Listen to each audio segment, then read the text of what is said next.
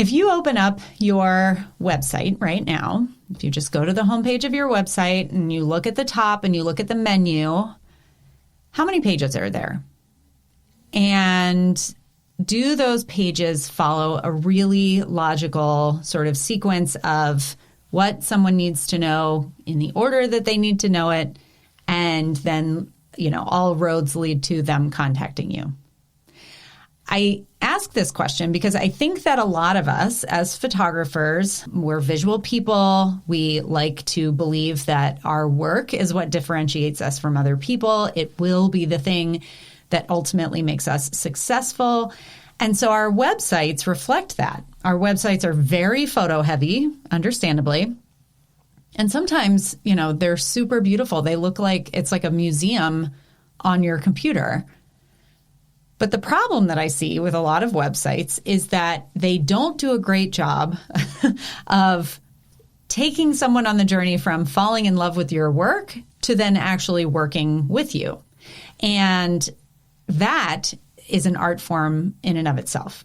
So today I have Kelsey Christine from Launch Your Daydream on the show to talk about how she helps her clients, her web design clients, put together websites that do exactly that. And she specifically works with photographers. She specifically helps them build, websites that convert. And she's talking today about one of the main tricks up her sleeve of how she takes people on a path from, being vaguely interested, right? They like your work, and getting them to the place where they are clicking that contact button, and they're essentially ready to kind of sign on the dotted line and turn in their credit card information. It's a very doable kind of formula that she lays out for us today, and she's got an amazing freebie that she's going to tell you about at the end. So I want you to stick around. This one is a really fun sort of dose of inspiration. Welcome to This Can't Be That Hard. My name is Anami Tonkin, and I help photographers run profitable, sustainable businesses that they love. Each week on the podcast, I cover simple, actionable strategies and systems that photographers at every level of experience can use to earn more money in a more sustainable way. Running a photography business doesn't have to be that hard. You can do it, and I can show you how. Kelsey, welcome to This Can't Be That Hard. I am so excited to chat with you today about all things website. How are you? I am doing great. I'm so excited to be here. I feel like I've been following along for a while now, and I just feel so honored to be chatting with you. Oh, gosh, please. The honor is all mine. And I love every time that I get to have a guest on the show that's like a really niche down expert in exactly what they do. I love that because I feel like for those of us, and I'm including the large circle of photographers out there and creatives out there who are running sort of one-man shows or one-woman shows, it really can be overwhelming to just have this sort of I need to know a little bit about everything. So chatting more specifically about one thing is really helpful. Let's start, if you wouldn't mind, by I'm just going to turn the mic over to you and have you introduce yourself, tell everybody a little bit about who you are and how you came to kind of have this expertise that you do. Yes. Okay. So my name is Kelsey. I'm currently based in Nashville, Tennessee, and I run Launch Your Daydream, where I specialize in show it template customization for photographers. So that's my very specific niche. Of course, I haven't always been in that niche. A little over 6 years ago, I started the business with a business partner.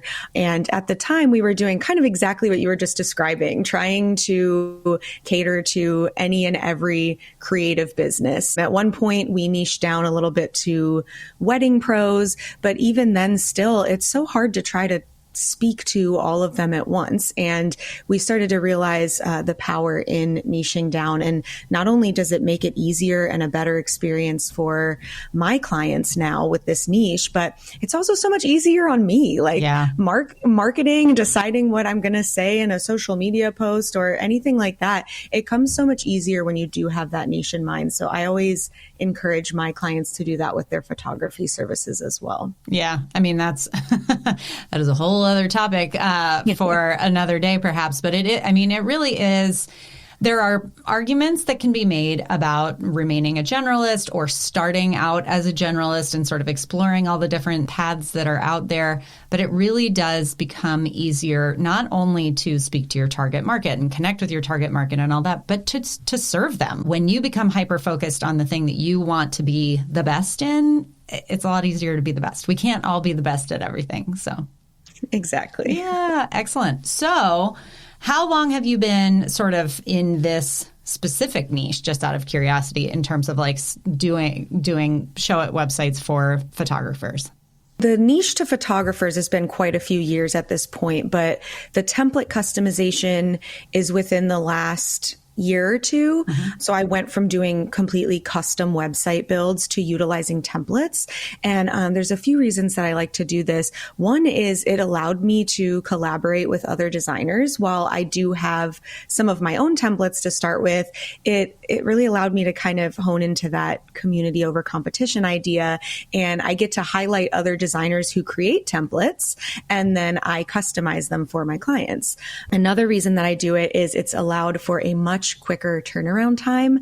I now do what I call website in a week. So my clients come to me and we do a little bit of prep work, but once they've reserved their website week and we knock out the whole thing, which is actually 5 days or less because we're talking Monday to Friday here. So, and I don't think that would be possible with a completely custom design. So It's allowed for a much quicker turnaround time, which I know my busy photography clients have really loved. And it's great too, because I think a lot of people in the past have been scared of templates. I think people are warming up a lot more to the idea, because you used to think, oh, if I'm using a template, my website's going to look like someone else's website. But that's where the customization comes into play. And I like to say that my service is kind of smack dab in the middle between your typical template customization and a custom website, because I do really take into consideration the client's unique brand and personality, and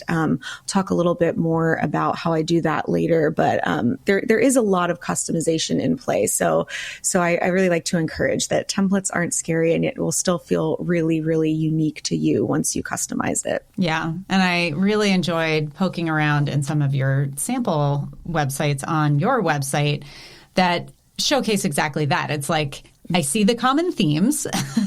I see what expertise you're bringing, but no one who wasn't sort of looking at, I was looking at it in the context of the conversation we are going to have today.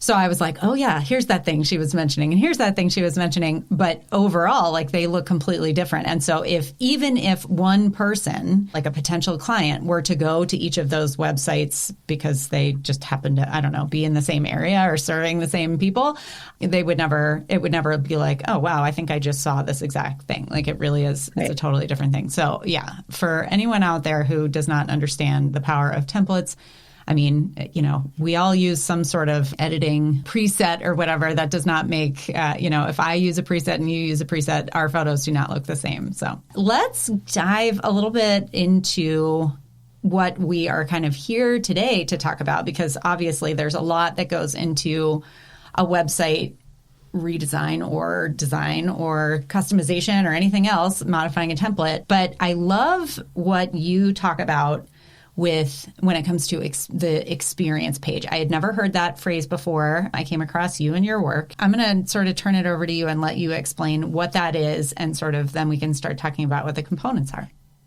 Yes, of course. So, yes, an experience page is something that I make sure all of my clients have no matter what.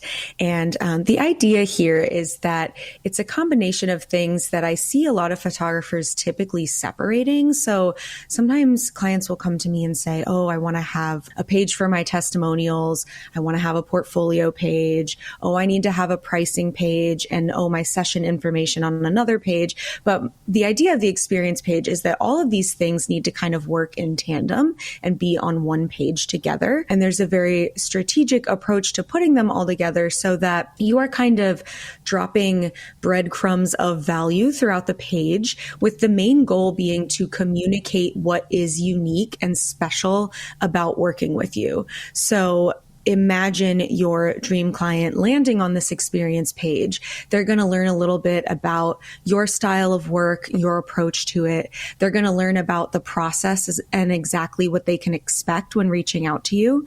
They're going to see your work, of course, through some portfolio samples. They're going to get that credibility for the know, like, and trust factor through your testimonials and things like that. And then they're also going to see the package information and pricing, stuff like that. So the idea is that by the time they've interacted with all of these little breadcrumbs, showcasing them the value of your experience, they see the price, they see their package options. Sometimes I recommend not going into full detail of your pricing, but at least ballpark. So by the time they get there, they don't bat an eye. They say, yes, of course, this makes sense. I'm ready to reach out. I'm excited about this because I understand the value, versus just clicking on a pricing page, seeing the price and being like, out of my budget. You know, the real purpose there is to build up that value so that they fully understand why working with you is the right choice for them and why it's different from working with someone else. And I love this because when any of us, I mean, this is not just like our clients aren't thinking about us enough. We do this as well. I go to a website, if it's a service-based sort of business and I'm generally interested, it's pretty typical that if they have a pricing tab at the top, I'm going to click on that just kind of first to see. And there's nothing wrong with that. And if the price is way out of the ballpark for what I am going to pay, then I can click away.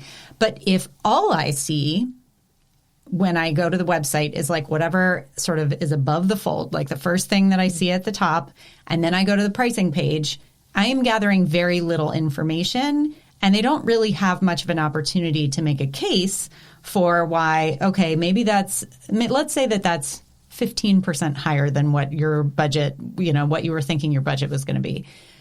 But maybe there's some sort of compelling reason to stretch your budget a little bit. I like the idea that this experience page kind of gives someone a little bit more of a pitch, a little more context, so that by the time they get down to the pricing, it's there. It's not that they're, being forced to like make that awkward, like, so what are we talking about here? Kind of reach out. But they have kind of more of a holistic view of what they're getting for that price. Mm-hmm. Yes, exactly. And that's why I do always recommend still putting at least a starting at price. I think this kind of depends from person to person how much you want to show, but I advise against doing the whole shebang because that's overwhelming to be like, here's all the packages you can choose from. But it is smart to show that ballpark because you don't want to waste your time with someone who's not even going to entertain your pricing. Mm-hmm. But yeah, it really does make a difference to kind of showcase a little bit of the why, or even if they're just clicking on the experience page and scrolling down, searching for the price, they're still like subconsciously getting those little bits of the words that you're using, or even just your brand aesthetic or the photos from your portfolio that you've showcased on that page. They're seeing a little bit more about your work and your brand, and hopefully gathering a little bit of that stuff that's going to ideally connect you to because you have a lot in common, or you're like the right person for them, their dream photographer. So, I like to imagine that everyone is actually sitting there and reading through everything on the page, but we all know that that's not the truth. So that's again where some of the strategy comes into play with putting some of that stuff in there so that even if they're skimming through some of it, they're still kind of getting those, again, little breadcrumbs. Can you tell I'm hungry? Tell me more about gluten. That's another place where sort of the design part really comes in. And I am super guilty of this. I am not known for being short on words. Like, I can talk a lot, I can write a lot.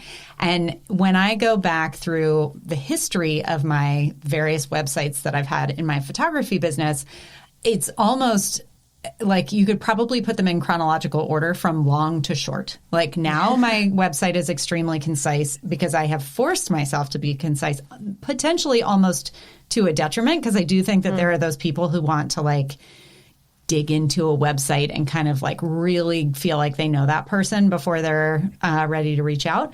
But yeah, when I was first starting, not only were there was there a ton of text, but it was like these big blocks of text where, you know, if you wanted to find the price, like, good luck. There's a needle in a haystack effect. Like, you have to like search it out. And so a good designer, and this is just cannot be overstated, or even a good template is going to make it a lot easier for something like that testimonial to kind of stand out on its own. So even if you are skimming, that person's eyes just kind of fall to that and instantly read that like one-liner that really sort of makes the case for you. I agree. I think especially for photographers, the sweet spot is having kind of like both sides of those, because I do help my clients with copywriting, and I can be rambly as well, but I make sure that there is that balance, and that, yes, again, from a design perspective, that the headlines and the things that we're really drawing attention to allow you to be able to skim and just glance at those and still understand the overall message. And then if you are one of those people who is willing and wanting to dig a little deeper, you have that option, because there are, you know, additional paragraphs and details on the page. But yeah, the goal is always to be able to kind of do a quick skim and still understand everything that we want you to understand. Yeah. It's like the novel and the Cliff's Notes are all included on one page. So talk to me about the elements of this page and, you know, when you're putting that together, all the different things that you want to kind of pull in. Okay. I will start with the disclaimer that, again, I think this is one of those things that can be customized to each person based off of what your main goals from your website are and what you're trying to communicate. And overall, I suggest the same kind of buckets or categories, but they can be moved around a little. I typically recommend, you know, having some of the same stuff up top, and then I save the pricing for further down the page, but they can kind of be moved around depending on, you know, what you're working with and what you're really wanting to highlight. So that's why I kind of work with each client to customize that. But I always recommend starting with an introduction of sorts where you are really putting yourself in your client's shoes and speaking to their pain points directly. So this is where some of that copywriting help comes into play. But a lot of my strategy is kind of inspired by the story brand technique. So we're really thinking about what is this problem that our clients have when they come to our website, and how are we going to make it clear from the get-go that we not only see, hear, and understand them, but we also are providing a comfortable solution for them. So that's going to be kind of up top to make them feel like they're being spoken directly to.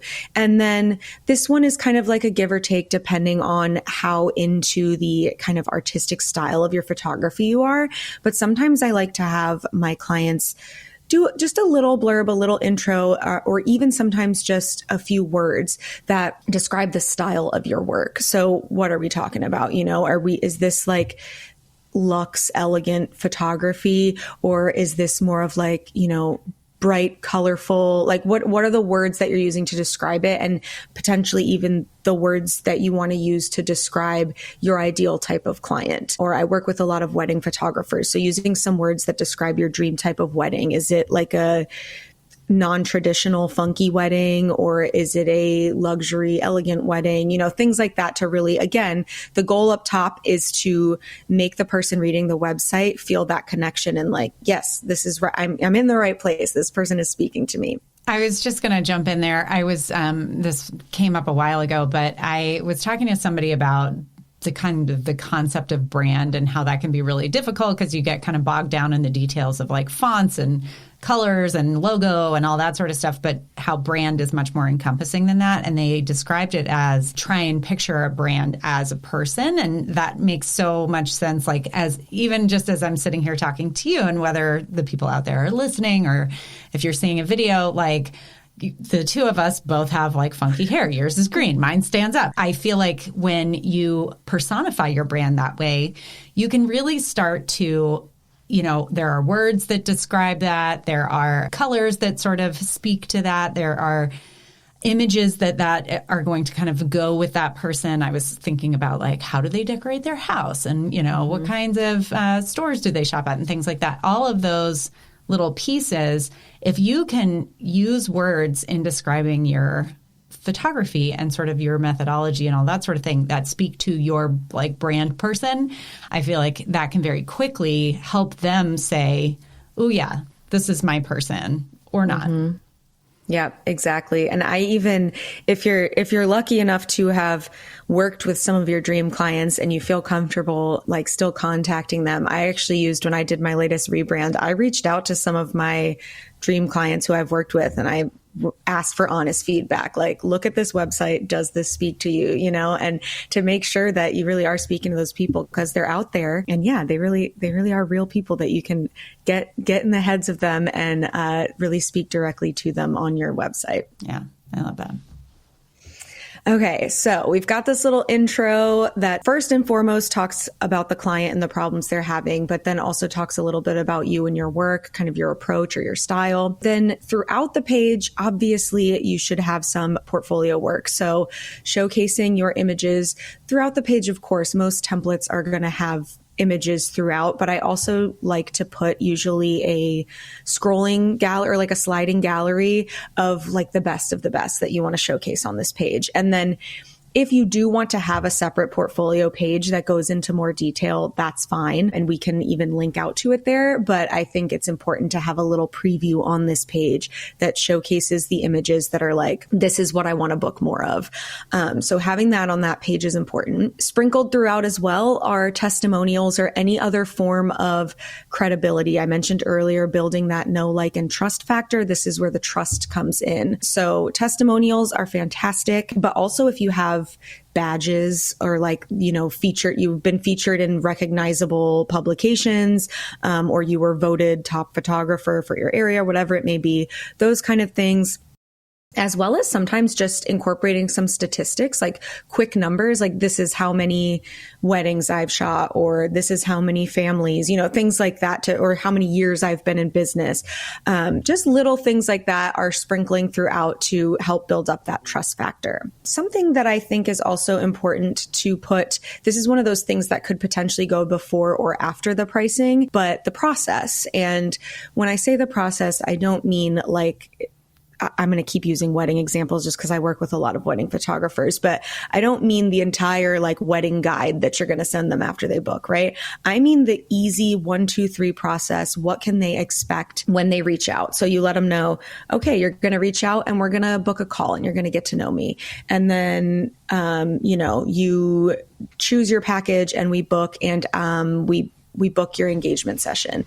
And then, you just make it really quick and easy so that they get an overview of everything that you're providing and they know exactly what to expect. So there's no surprises, but that it also seems really easy to digest. I never go more than like 4 or 5 steps in this sort of process page here or click through here. So incorporating that, I think, is really important. And it also gives you an opportunity to showcase some of those things that do stand out. If you are incorporating, like, maybe you do something interesting in the kind of inquiry phase when it comes to your consult call or in person or whatever it may be. Maybe you do something specific there that stands out. This is an opportunity to highlight those things, but also tell them exactly what to expect in that process section. Yeah, and that's straight Donald Miller again, right? Like I feel like he called it like the stepping stones across the river, and it's so. I have incorporated that into all of my stuff, and I absolutely believe, and now, of course, I am also sensitive to it when I'm going to other websites and I see, but when I am going to a website for a service or a process that I feel nervous about, it's so helpful, even when I recognize it and I'm like, ooh, they're doing the thing. That's really good.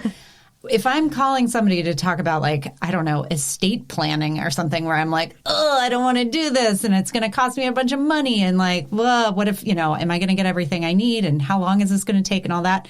If somebody can break the process down, even if there's 50 steps in the process, if they can break it down into like, first this, then happy you on the other side with your like, all your ducks in a row. I think that's so helpful and good. And actually, to your point about using it to point out sort of where you differ from your competition. So I have a portrait membership that if I work with someone and it goes well and we like working with each other, I will invite them into the portrait membership, but that is only after we've worked together the first time. So I actually now have that as one of the steps in my like first book a call, then we have your session. Then after things are amazing, maybe you can come into my portrait membership. And I get a lot of questions about that from people who contact me because it is different and they're like, ooh, tell me more. So I feel like it's a good way to kind of hook them without like going the whole way. Right. Yeah, I agree. I think it's smart too that it lets them know that by contacting you, they're not committing to anything just yet, and showcasing that the first step is some kind of get to know you, like, you can ask questions. It's a consult call, or we're going to get coffee, whatever it may be. I think that helps ease tensions a little bit, because otherwise they might be scared to reach out thinking like, does this mean that I'm committing? Am I booking? Because a lot of times the call to action button will say book now. Sure. And it's like, okay, but you're not necessarily booking now. So yeah, I like that the process lets you know that as well, that you're not committing just yet, but you're just taking that first step. Love it. Yep. That's really smart.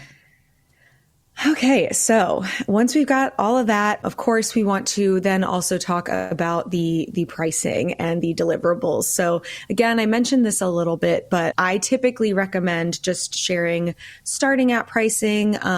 If you are a portrait photographer and you have specific packages, maybe you can show the different package pricing, but we don't want to go into too much detail here. Again, just to make sure we're not overwhelming. And there's that whole, the concept of like too many options will lead you to actually not want to pick any because it's too much. So just giving them an idea. Sometimes I recommend, if you do have multiple packages, to say, my packages range from this to this. Most clients end up spending around this, so that they know, like, okay, even though there's a package that's, at the lower end of the spectrum, it seems like most people are spending around this much, and that's because of whatever add-ons. I also think it's smart to share at least the minimum of what's included. Like, every package comes with these things, and then you have the option to add on more time or more outfit changes or additional prints, whatever it may be, but they're not looking at every single package listed out with the bullet points. They're seeing the overview of what they can get.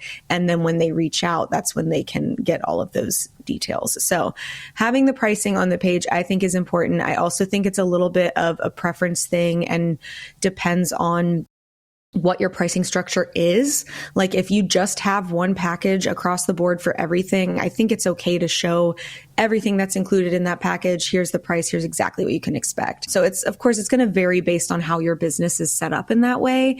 But typically, no matter what, I say at least show them what they're going to get out of this in a quick, easy way, and what that's starting at, or like rough range of prices is going to be. I love the way that you explained this, and I agree with you absolutely. I'm curious to know, from just sort of a web design perspective, I go to different websites and I see sometimes so much pricing information, which I understand is from a position of like, I want to be transparent. I want someone to know, like all the details of what they're getting into. But I'm like, you have just lost 80% of people who land on your page because they're like, there's a lot of numbers and a lot of information. How does that conversation go when somebody comes with either too much or too little information?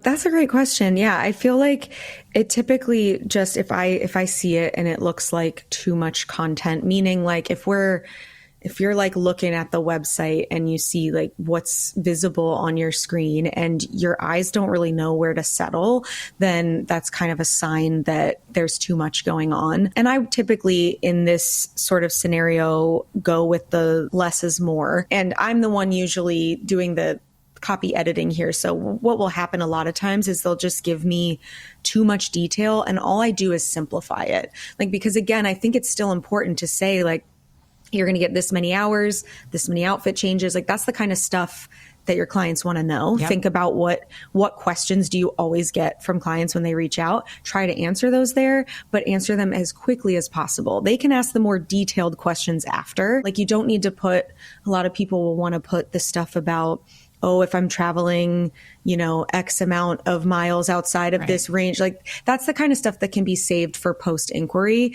Just hitting on the basics there, I think, is key. So less is more, but you still want to let them know what they're getting. So just try to simplify those points as much as possible.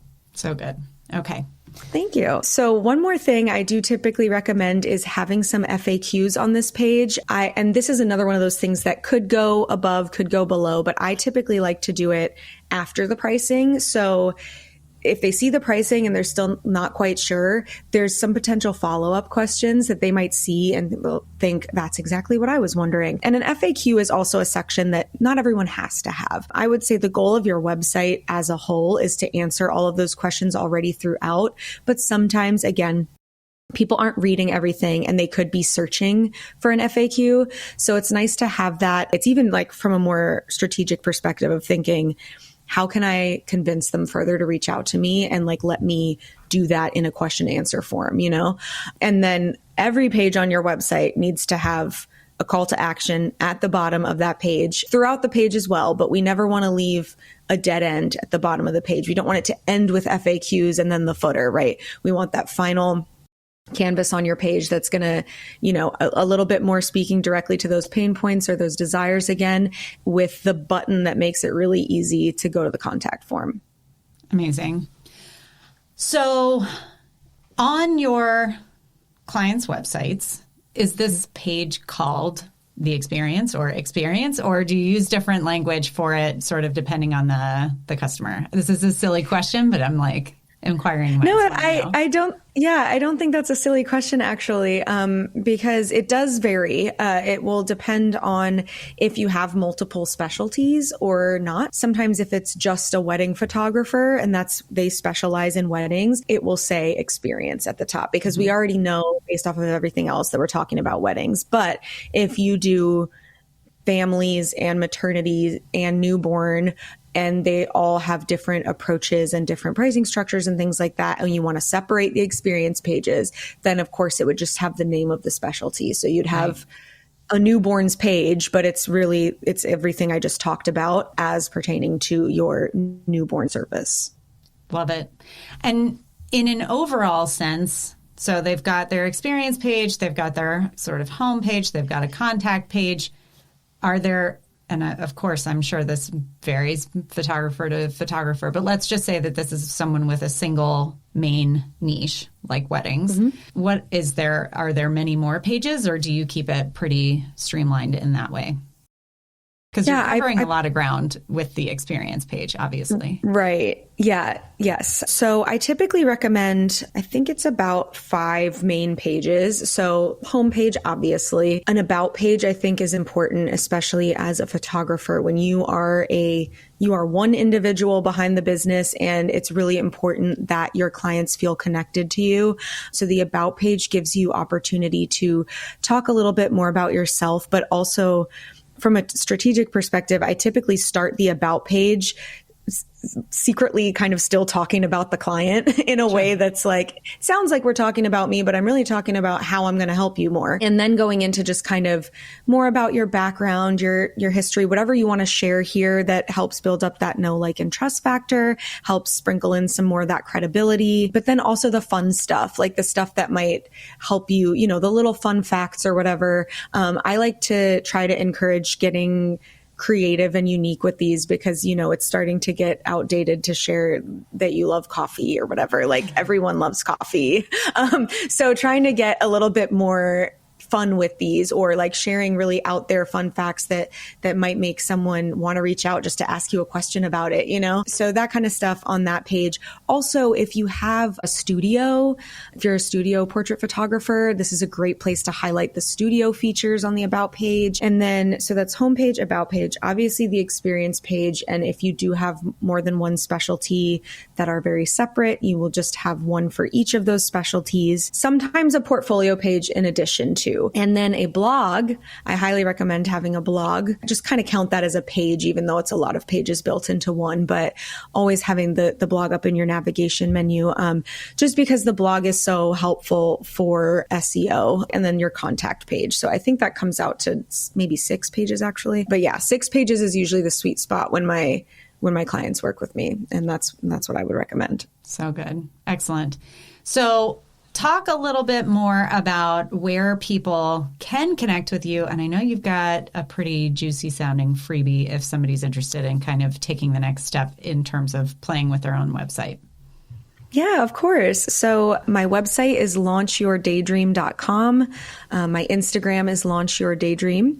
And so you can connect with me there. I'm always happy to make new friends and just chat. My freebie is all about the experience page concept. And so what happens when you sign up is there's kind of like a prep guide. There's some video content from me kind of walking you through everything. And it's also kind of like worksheet activity style to get you to answer some questions that I typically ask my clients in the first phase of my process, that will help guide you with the content and the copy that you're putting together on your experience page. So you get some of those questions, you get to work on those. And then I've got an additional video training that walks you through the page. And I have an example page that I have built, and I will kind of show you like, okay, this question that you answered, question number 1, that content's going to go right here in this part of the page, and just kind of showing you how it all comes together. And then you can either just reference that to build your own, or I do have a little upsell there if you want the full on Show It template of the wireframe that I'm using, you can do that.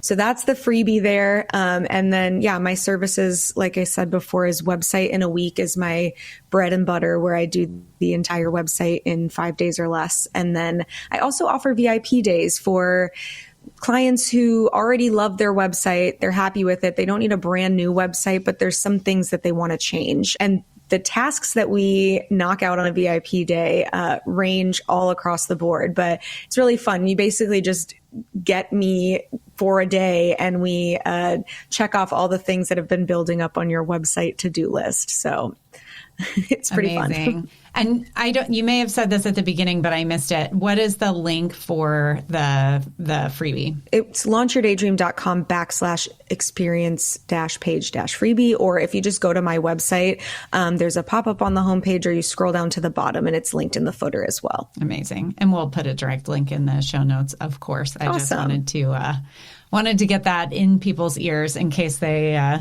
missed it. Kelsey, this is amazing. All of this is such like pure gold. And every time I do one of these, I'm like, I'm going to go want to like redo my whole website now.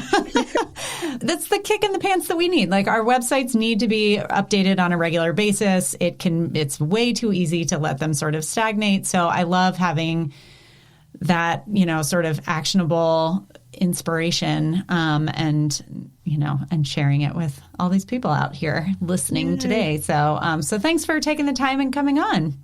Yes, thank you. I'm so glad that you found it helpful. I'm excited. Absolutely. Wonderful. All right. Well, I will say goodbye for now and catch you next time. Well, that's it for this week's episode of This Can't Be That Hard. I'll be back same time, same place next week. In the meantime, you can find more information about this episode, along with all the relevant links, notes, and downloads at thiscan'tbethathard.com/learn. If you like the podcast, be sure to hit the subscribe button. Even better, share the love by leaving a review in iTunes. And as always, thanks so much for joining me. I hope you have a fantastic week.